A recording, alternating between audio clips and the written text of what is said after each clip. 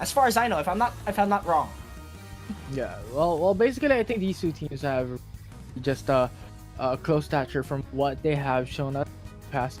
I think that is where I'm in terms of my prediction, and I think considering as well that these two teams in terms of the series are putting up a really important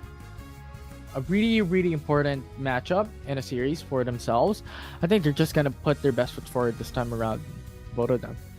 Oh yeah, they really have to go all out, especially that a lot of every game counts right now, just like what I've said a while ago, and a lot of things are already at stake. Despite this is not yet their last game for the whole season, but might I tell you, a lot of teams were already at 50% progress in terms of the round robin format. So definitely, they have to take consideration as well on what they really do have to work on it right now.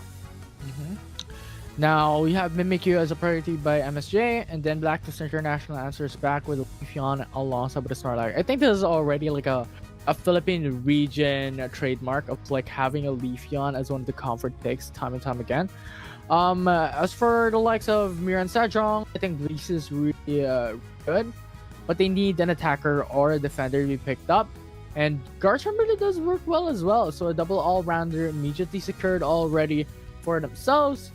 And now they could go for like a Mewtwo Y if ever they want to go for that route of an extra attacker. And then the last one in terms of defender could be the likes of Trevenant.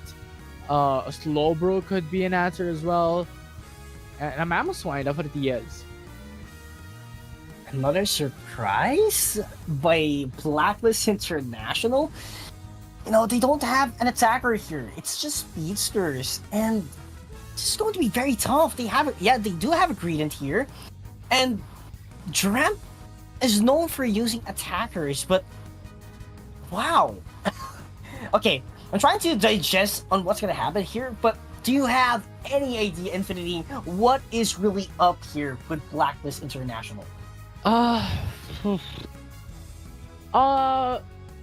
Okay, that is really because the thing is, Sableye doesn't really give any sustain.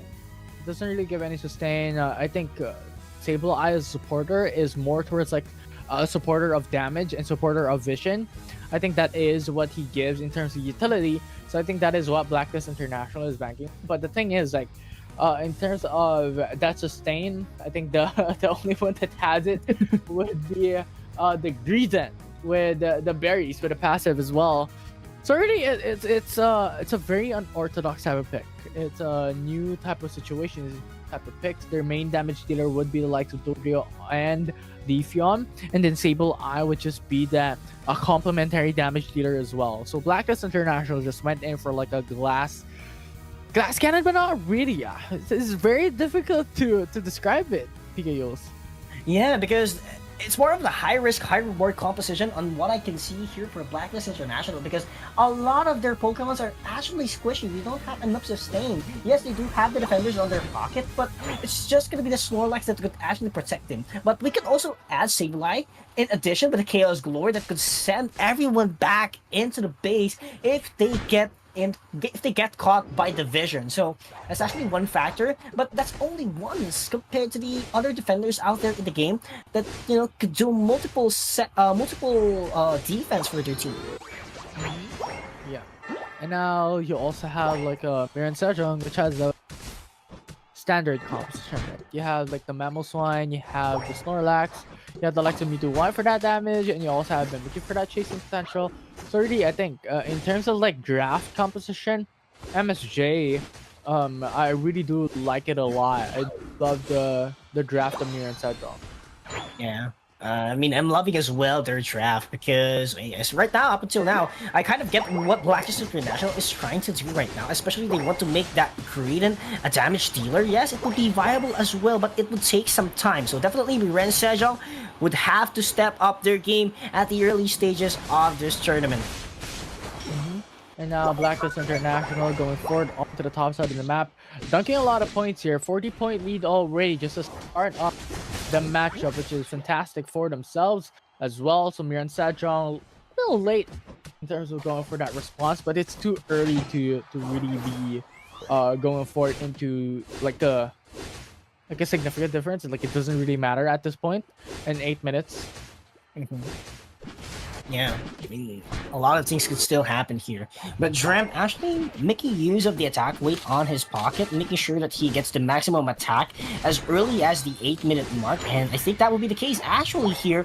So definitely, we might be seeing a Belch moveset here, as far as I know, if they really do want that maximized damage later on. Trick Room gonna be popped off immediately to give a lot of ability for their team. And they're actually chasing for Lance here, who's actually caught by the Trick Room once again, advancing a bit further, but managed to get a knockout out of that team battle. But Ryu trying to block the vision as well from Miraen Sejong, and that's gonna be the huge engage coming in from their team, but not gonna be quite enough to land those hits.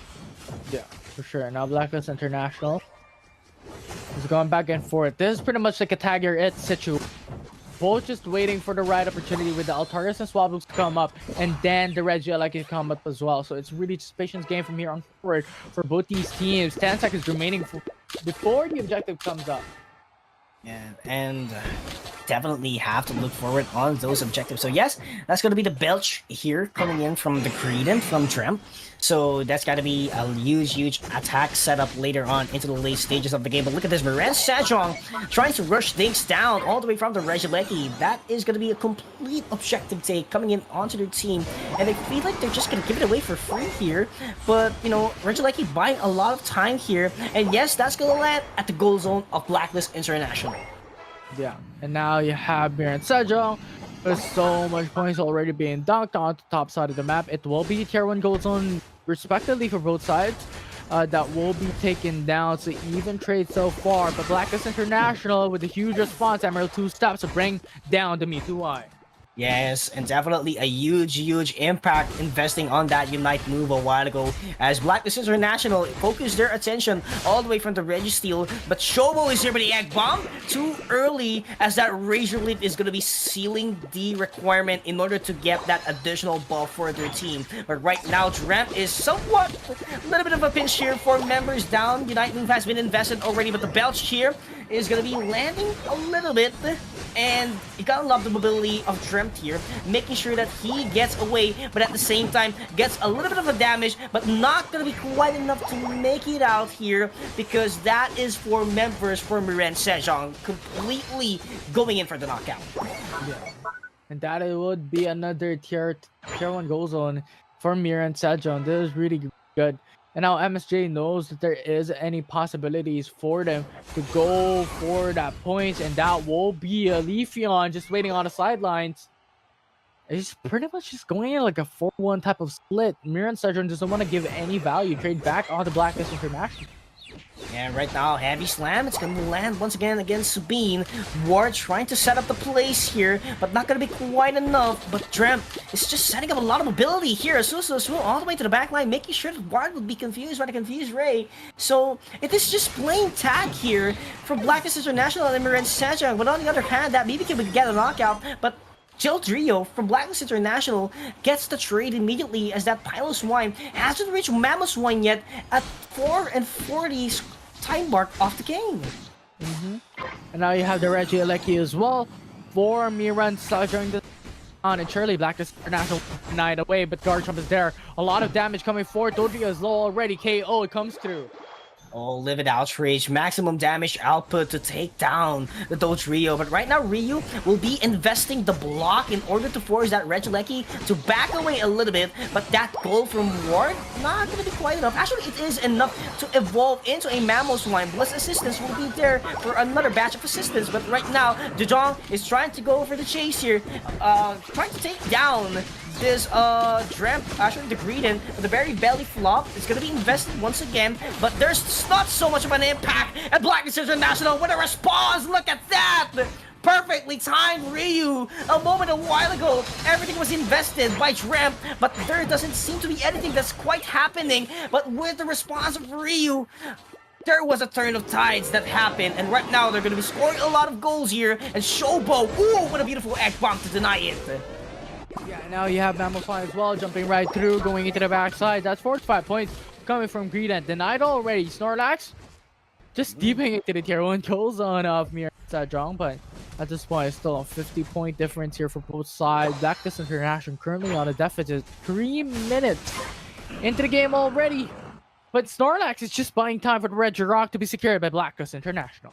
Yeah, and Ward is actually in a big deficit here compared to the defender of Blacklist International, so you have to be very careful on that bit because Ward is losing a lot of XP compared to the other members of Blacklist International. So right now, this is quite interesting. So being able to sneak in some goals all the way at the very top of the base of Miraen Sejong, and right now Regieleki gonna be spawning in 6 seconds. Definitely whoever takes this has a huge guarantee onto the Rayquaza.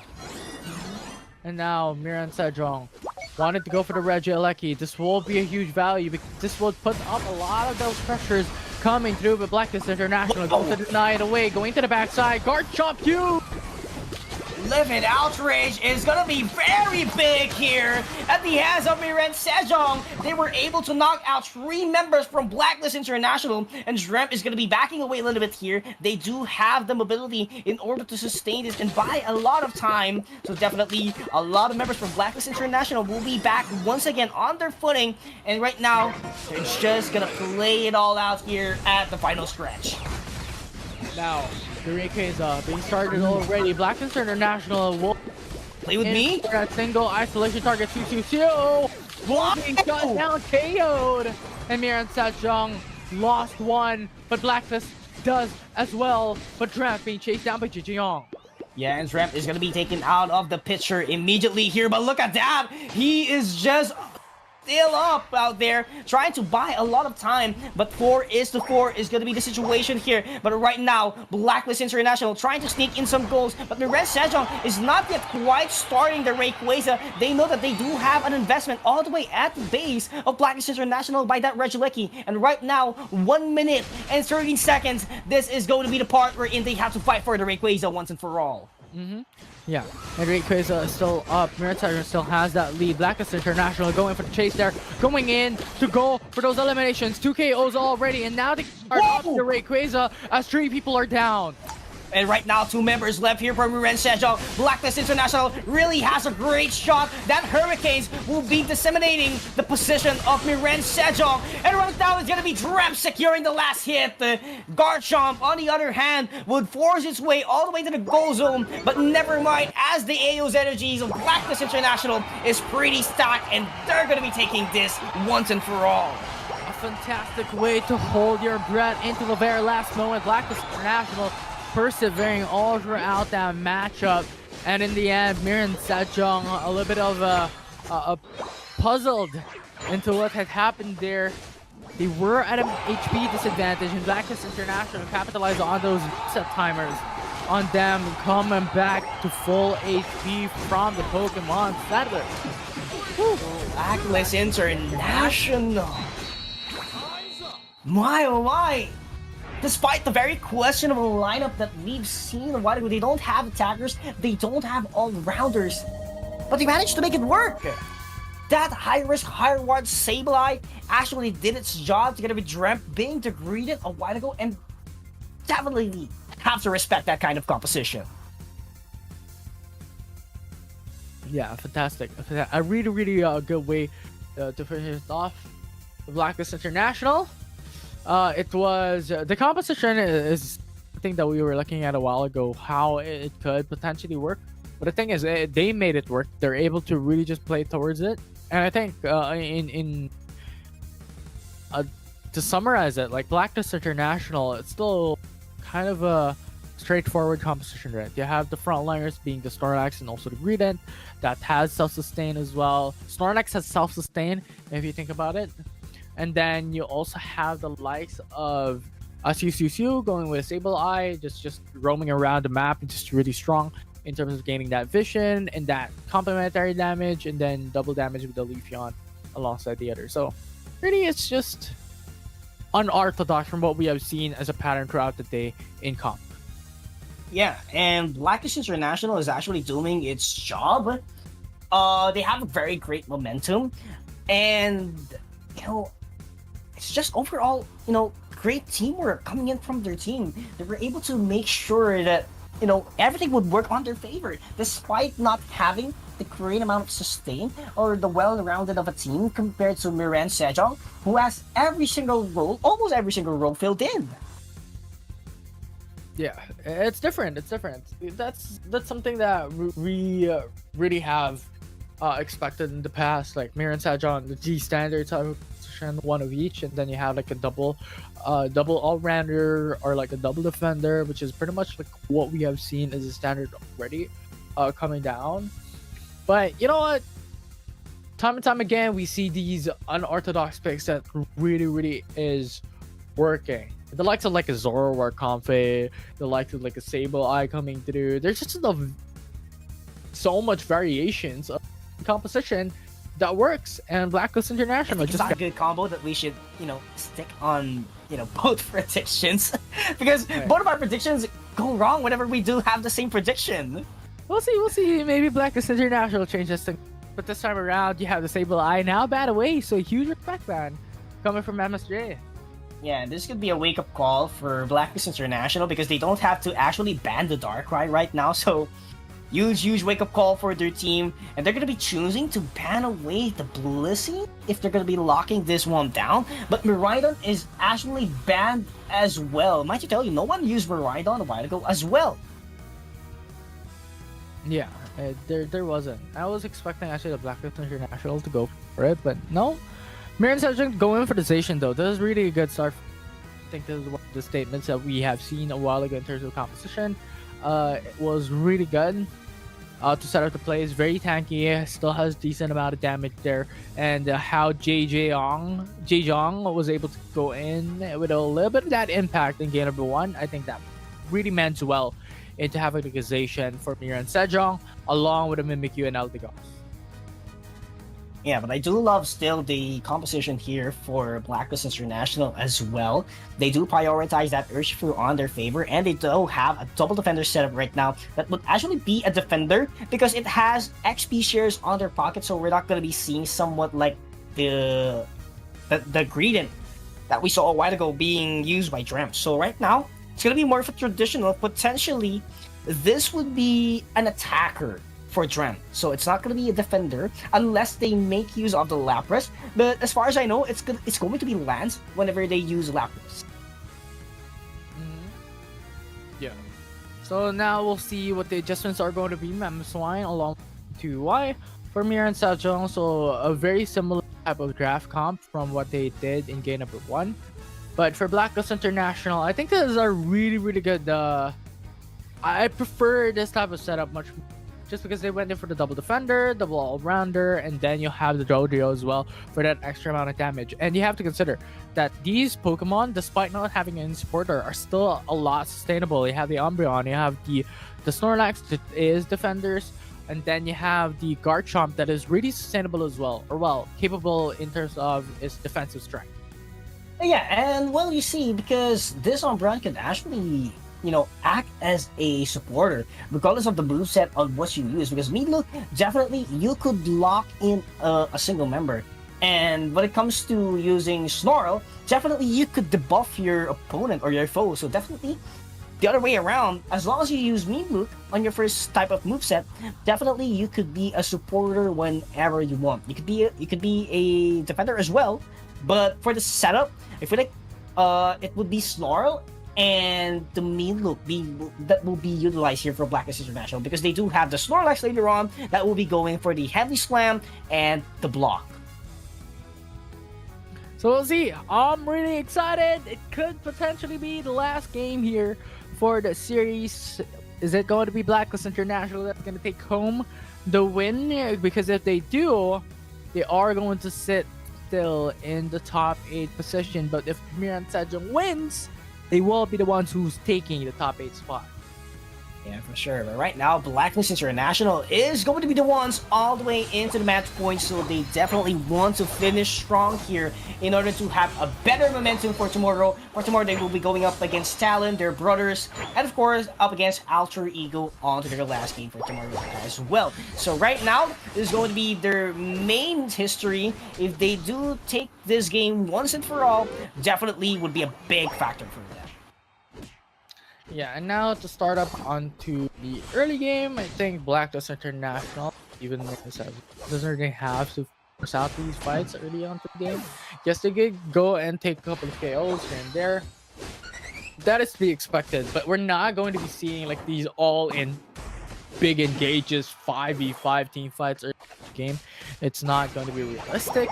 And Miraen Sejong, at that point, having that quick response as well from that swab loop, just allow them to gain a huge amount of lead early in the game with 30-40 points already and getting a much bigger XP and level against Blacklist International.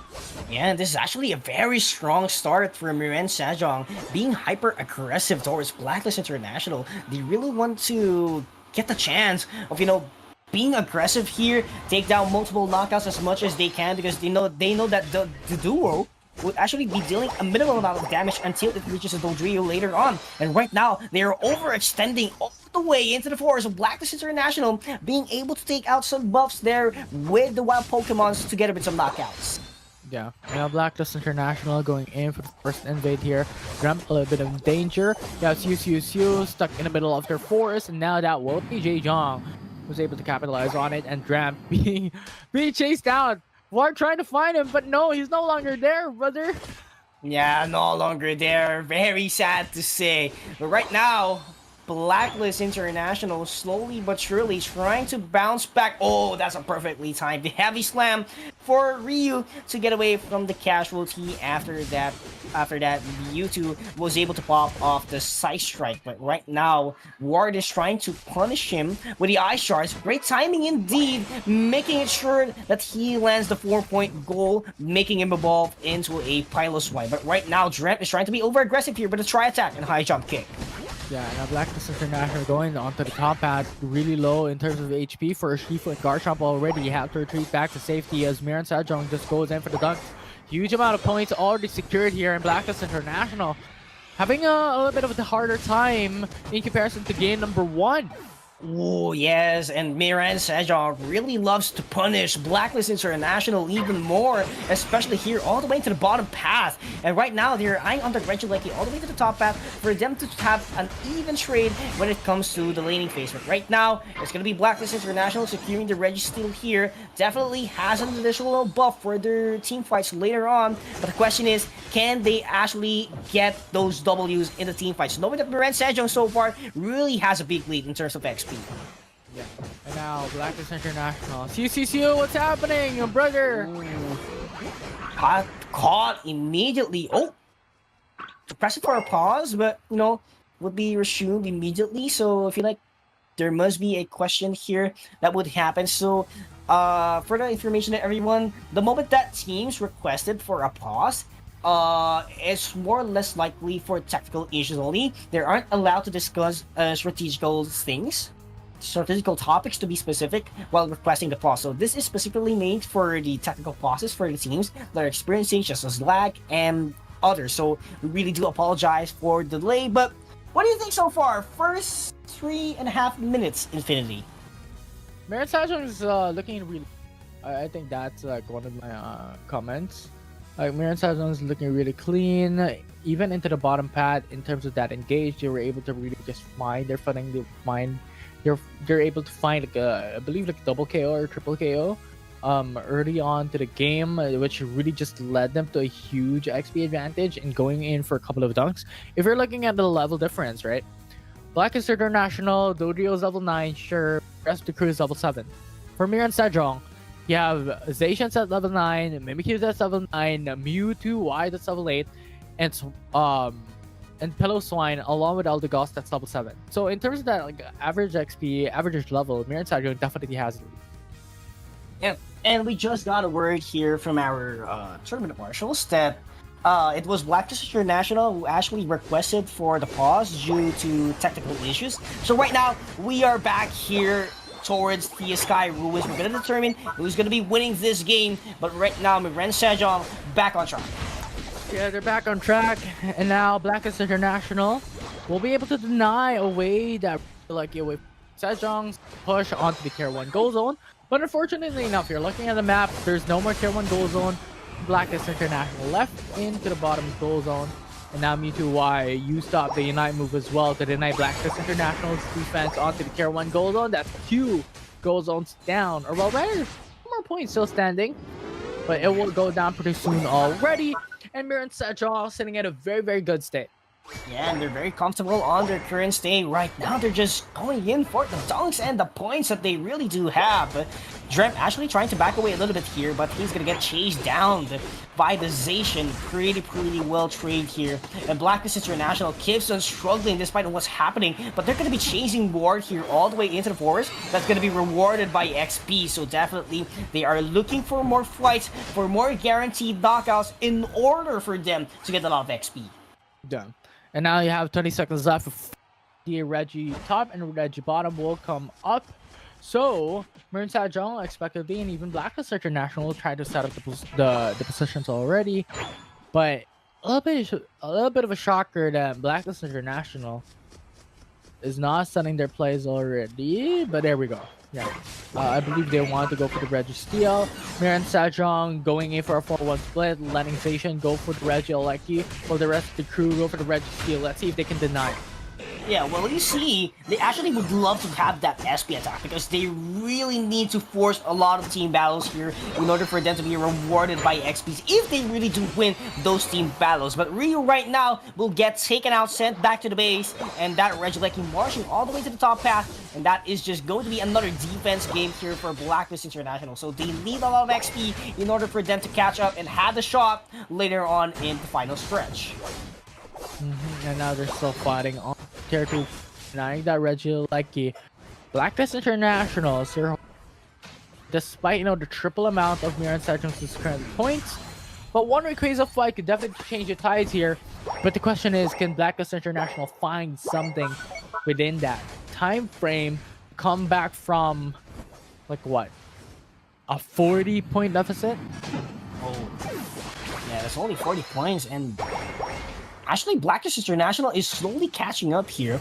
They're actually caught up already in terms of XP. It's only the Mimikyu that's actually ahead here, but Drem is slowly but surely trying to catch up on that XP. So that is what we expect here when it comes to a Zone Trio, because you do have that runaway ability that could actually give you a lot of movement speed if you manage to regain that, bar HP or bar, wherein that indicates that you do have the runaway ability available on your favor. Now Blacklist International for the defense into the Tier 2 goal zone back into the bottom lane. It is very difficult for them. I reckon they could go in on top path to just try and put a little bit of gap pressure, because I don't know if they can contest the Reggie bottom away from Miraen Sejong. Is it preparation also for Rayquaza? Yeah.